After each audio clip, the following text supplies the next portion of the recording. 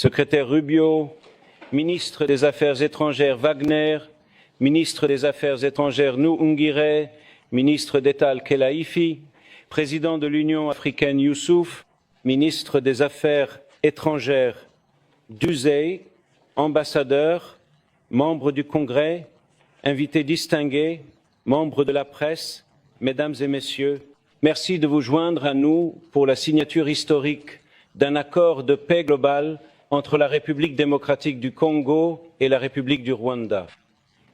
Dans un instant, le secrétaire Rubio et les ministres des Affaires étrangères de la RDC et du Rwanda signeront un accord qui s'appuie sur la déclaration de principe signée ici le 25 avril. Avec leur signature, l'accord de paix entrera en vigueur, mettant fin à un conflit de 30 ans et ouvrant la voie à la paix et à la prospérité pour les deux pays et leurs peuples. Cela n'aurait pas été possible sans le leadership et la vision du président Trump. Il a fait de la paix une priorité de son administration et nous avons répondu à son appel pour trouver une résolution pacifique à ce conflit. Je tiens à saluer le travail inlassable que les deux ministres des Affaires étrangères et leurs équipes ont accompli pour parvenir à cet accord. Je souhaite également souligner le partenariat du gouvernement du Qatar qui œuvre en faveur d'un accord parallèle entre le gouvernement de la RDC et le groupe armé M23. De plus, je tiens à souligner que le travail accompli sous l'égide de l'Union africaine a été déterminant pour parvenir à cet accord. Nous nous réjouissons de collaborer avec le président de l'UA et le président togolais, qui agit en tant que facilitateur de l'UA afin d'assurer la mise en œuvre de l'accord. Enfin, je souhaite saluer l'équipe ici au département d'État qui a facilité les discussions et aidé à guider les deux parties vers cet accord. Je vais maintenant céder la parole au secrétaire Rubio pour les remarques d'ouverture. Merci. Et je suis honoré que vous soyez tous ici aujourd'hui. Je suis honoré d'être accompagné de mes homologues de la République démocratique du Congo et du Rwanda, ainsi que du travail acharné que vous avez tous deux fourni pour rendre cela possible. Cela n'a pas été facile et il reste évidemment du travail à faire en ce qui concerne la mise en œuvre, mais nous sommes très honorés de votre présence à tous les deux et ce fut un honneur de travailler avec vous. Nous avons beaucoup de personnes à remercier. Évidemment, la formidable équipe ici au département d'État qui a fait un excellent travail. Monsieur Boulos qui a accompli un travail phénoménal. Il est en poste depuis environ 10 semaines maintenant et il s'est totalement investi dans ce dossier et a vraiment travaillé d'arrache-pied. Et vous avez fait un excellent travail et nous vous sommes reconnaissants pour tout ce que vous avez accompli. Évidemment, cela n'aurait pas été possible sans des amis et partenaires aussi proches que l'Union africaine et le Qatar avec qui nous travaillons beaucoup ces derniers temps. Nous faisons beaucoup de choses avec vous et vous avez été vraiment déterminants. Et l'Union africaine, sans vous, cela n'aurait pu se faire. Vous avez rassemblé tout le monde. Je tiens à saluer mes anciens collègues. Il y a à peine 6 mois, j'étais encore sénateur, mais ils sont ici aujourd'hui les sénateurs Rounds et Rich. Le sénateur Rich est le président de la Commission des Affaires étrangères et un très proche ami, et il a évidemment suivi cette question de très près. Il en a fait une priorité, et le sénateur Rounds m'en parlait déjà avant même que je sois nommé à ce poste, et même pendant le processus de nomination. Et il y en a d'autres qui n'ont pas pu être présents aujourd'hui que je tiens aussi à saluer, les sénateurs Coons et Booker. Il y a eu beaucoup d'intérêt pour ce sujet et nous leur en sommes tous reconnaissants. Ils étaient invités, mais je suppose que, vous savez, ils ont des obligations au Sénat, comme vous le savez. Et mais nous sommes reconnaissants que vous soyez tous les deux ici et c'est essentiel. C'est, vous savez, un moment important après 30 ans de guerre. Le président Trump est un président de paix. Il veut vraiment la paix. Il la place au-dessus de tout le reste. Nous avons vu son intervention dans le conflit entre l'Inde et le Pakistan. Nous avons vu son intervention tout récemment, il y a quelques jours, dans une guerre très dangereuse, n'est-ce pas? Une guerre très dangereuse qui aurait vraiment pu devenir incontrôlable et son intervention a rendu cela possible. Et il y a d'autres endroits où nous aimerions voir cela, mais nous sommes très enthousiastes à ce sujet et nous avons hâte d'accueillir les chefs d'État, les présidents des pays respectifs ici à Washington dans quelques semaines pour finaliser le protocole et l'accord complet. Mais aujourd'hui est une étape importante dans cette direction et nous sommes reconnaissants de pouvoir l'accueillir ici au département d'État. Et en y réfléchissant, vous savez, nous pensons parfois que la paix ne consiste pas seulement à mettre fin aux guerres, c'est pas seulement sauver des vies, c'est permettre aux gens de vivre. Il s'agit de permettre aux gens d'avoir désormais des rêves et des espoirs pour une vie meilleure, pour la prospérité, pour des opportunités économiques, pour la réunification familiale, pour toutes ces choses qui donnent un sens à la vie. Toutes ces choses deviennent impossibles lorsqu'il y a la guerre et des conflits. Nous sommes donc reconnaissants d'avoir joué le rôle que nous avons joué. Nous reconnaissons et admettons qu'il reste encore du travail à accomplir, mais nous vous remercions tous sincèrement d'avoir pris part à cette journée historique et importante. C'est vraiment pour cela que je voulais ce poste ou pourquoi j'ai autant embrassé cette fonction, c'est pour des moments comme celui-ci. En réalité, le département d'État est en essence le département de la paix. Il est conçu pour rassembler les gens tant dans nos relations avec d'autres pays que dans la mesure où nous pouvons utiliser le prestige et l'influence des États-Unis pour rapprocher les autres. Cela rend le monde meilleur et je crois sincèrement que lorsqu'il y a la paix dans le monde, même entre les amis qui peuvent avoir des désaccords et des conflits, cela aide vraiment l'Amérique. Cela contribue à rendre l'Amérique plus forte, plus sûre et plus prospère. Cela nous donne des partenaires avec qui nous pouvons faire des affaires et collaborer pour faire face à l'insécurité et aux menaces contre notre sécurité nationale et collective. Nous vous sommes donc reconnaissants à tous les deux. Je sais à quel point cela a été difficile et combien de travail cela a demandé. Nous savons qu'il reste encore du travail à accomplir. Mais nous sommes reconnaissants de vous avoir ici aujourd'hui. Nous sommes honorés de faire partie de cela. Nous sommes ravis d'en faire partie. Et encore une fois, je tiens à remercier tout le monde ici, au Bureau Afrique et au département d'État, et notre superstar, Monsieur Boulos. Quoi que veux-tu faire ensuite après avoir fini ça, hein? Soudan. Le Soudan, oui, très important. En fait, c'est très, très important. Et vous êtes également très impliqué dans ce domaine. Alors, qu'est-ce que vous faites cette semaine au Qatar? Vous voulez travailler un peu, hein? Oui. Nous vous sommes reconnaissants à tous. Merci. Merci. Merci. Monsieur le secrétaire, je cède maintenant la parole au ministre des Affaires étrangères du Rwanda pour ses remarques. Merci.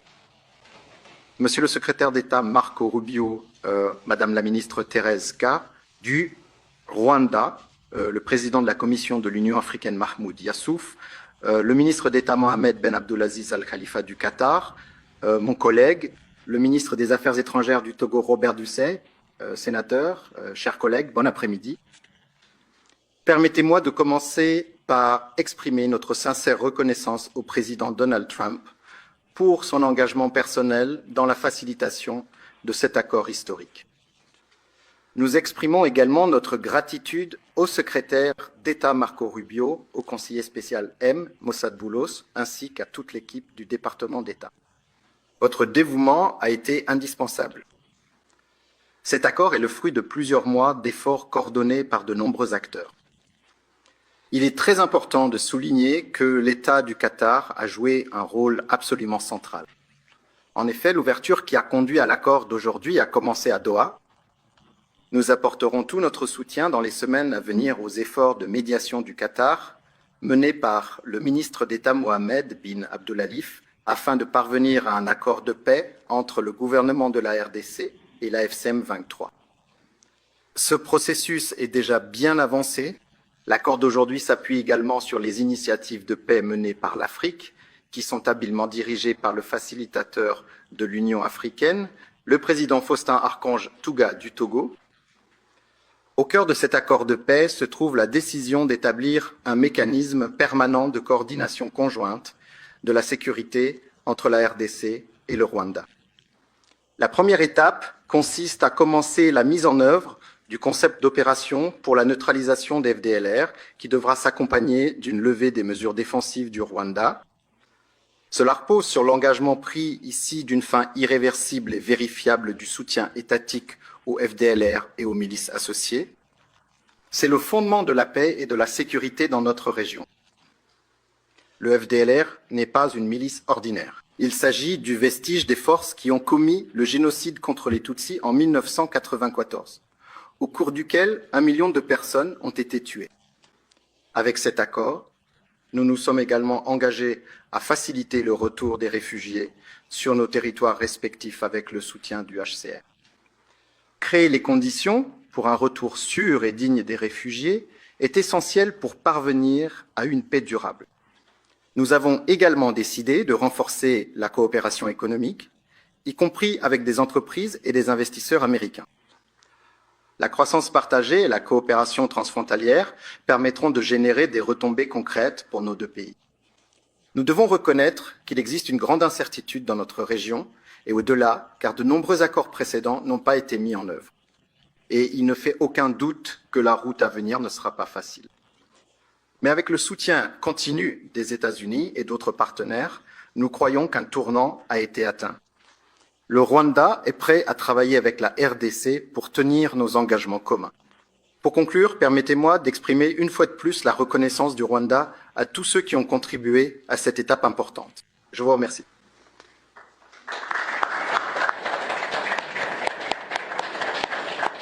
Merci, Monsieur le Ministre.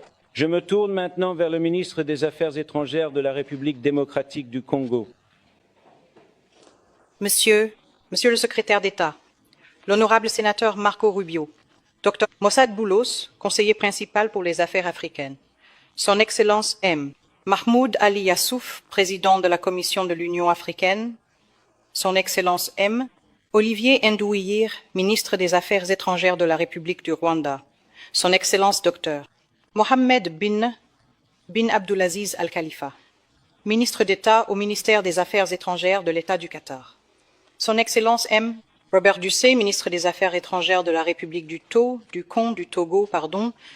sénateurs, excellences, invités distingués, et à tous les citoyens congolais qui suivent ce moment, où que vous soyez. Il y a 2 mois, dans cette même salle, nous avons signé une déclaration de principe, une première étape concrète pour sortir de l'impasse et tracer une voie vers la paix. Aujourd'hui, ce choix prend forme et les efforts soutenus portent leurs fruits. Avec cet accord de paix, nous ouvrons un nouveau chapitre qui exige non seulement de l'engagement, mais aussi le courage d'aller jusqu'au bout. En signant cet accord, nous réaffirmons une vérité simple. La paix est un choix, mais aussi une responsabilité de respecter le droit international, de défendre les droits de l'homme et de protéger la souveraineté des États. Ceux qui ont le plus souffert nous regardent. Ils attendent que cet accord soit respecté, et nous ne pouvons pas les décevoir. Cet accord s'appuie sur les efforts de nombreux acteurs. Avant tout, nous tenons à exprimer notre sincère gratitude à Son Excellence, le président Donald J. Trump, pour son engagement en faveur de ce processus de paix. Son leadership a permis de garder ce processus concentré et orienté vers les objectifs, et ce, dès le premier jour. Cela s'est également illustré par la qualité et la détermination de toute l'équipe américaine, notamment grâce au soutien crucial du sénateur Rubio et du Dr Boulos. Nous saluons Son Excellence le président Félix-Antoine Tshisekedi Tshilombo pour avoir choisi la voie la plus difficile, celle d'une paix fondée sur des principes et sur la dignité de notre peuple.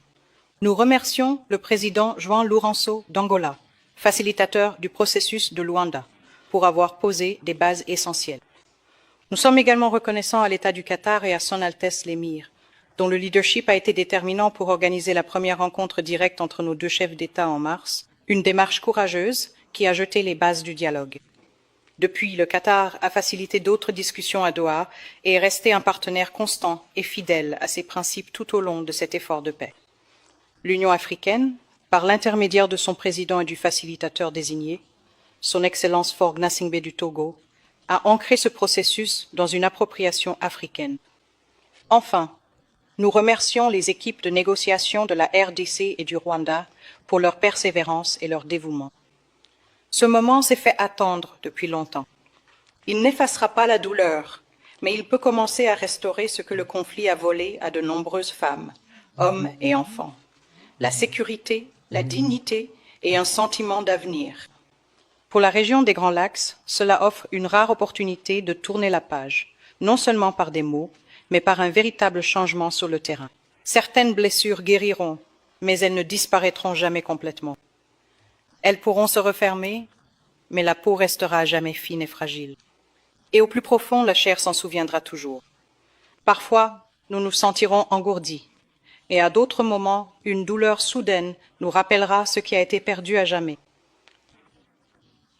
Les cicatrices que nous portons sur nos corps et dans nos âmes nous rappelleront ce qui ne doit jamais être oublié, répété ou accepté.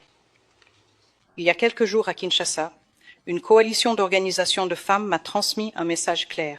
Nous ne voulons pas d'une paix façonnée par les élites. Nous voulons une paix réelle, vécue, partagée et construite avec nous. À nos concitoyens de l'Est, cet accord a été signé en pensant à vous. Il prévoit le désengagement des forces armées, la protection des civils, le retour des personnes déplacées et des réfugiés sous l'autorité du gouvernement et établit un mécanisme de suivi pour garantir le respect de ces engagements. Ce ne sont pas que des mots sur du papier. Ils doivent maintenant se traduire en action avec justice, responsabilité et volonté politique. Cet accord de paix est le point de départ, pas l'objectif final. Il doit maintenant être suivi par le désengagement, la justice, le retour des familles déplacées et le retour des réfugiés, tant en RDC qu'au Rwanda. Cependant, aucun texte, aussi soigneusement négocié soit-il, ne peut à lui seul porter le poids de la paix. Je me souviens encore, le jour où nous avons signé la déclaration de principe, qu'un membre de l'équipe américaine a dit « Si c'était facile, cela aurait été fait depuis longtemps ». C'est plus vrai aujourd'hui que jamais. Ce que nous avons signé n'a de force que celle de notre volonté de le mettre en œuvre. Nous, la RDC, nous battrons assurément et résolument pour que cet accord soit respecté, non pas par nos paroles, mais par nos actes. Aujourd'hui, nous avons choisi la paix. Ce qui importe désormais, c'est que nous la protégions et que nous prouvions à notre peuple et au monde entier que même dans une région marquée par de profondes cicatrices, la dignité et la coopération peuvent l'emporter. Alors maintenant, notre travail commence véritablement. Je vous remercie.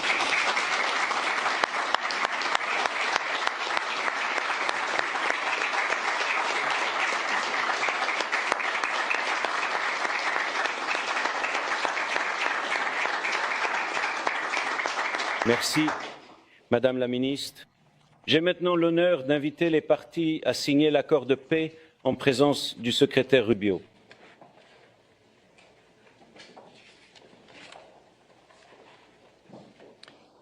L'accord qui est signé comprend des dispositions relatives au respect de l'intégrité territoriale et à l'interdiction des hostilités, au désengagement, au désarmement et à l'intégration conditionnelle des groupes armés non étatiques, à la mise en place d'un mécanisme conjoint de coordination de la sécurité, à la facilitation du retour des réfugiés et des personnes déplacées internes, ainsi qu'à l'accès humanitaire, à la réaffirmation du mandat de la MONUSCO et à l'établissement d'un cadre d'intégration économique régionale.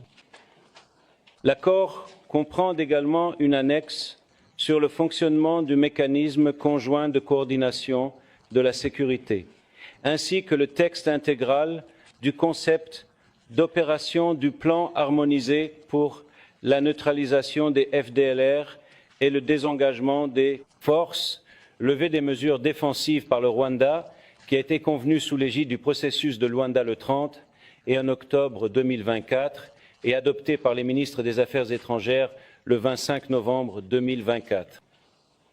Avec la signature des parties aujourd'hui, l'accord entre immédiatement en vigueur. Merci beaucoup. Félicitations.